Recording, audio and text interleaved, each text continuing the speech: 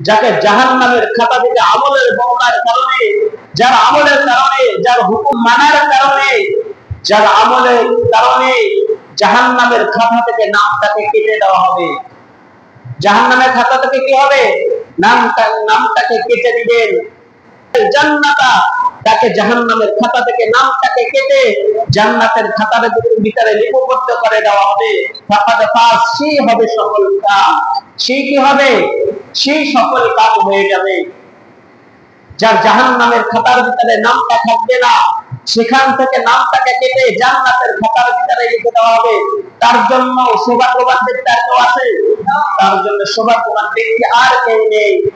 এই কারণে যদি আমি ওই জাহান্নামের খাতা থেকে আমার নামটাকে দূর করতে পারি, যদি আমার নামটাকে আমি সরিয়ে দিতে পারি, তাহলে সেটাই আমার জন্য হবে সফল কাম।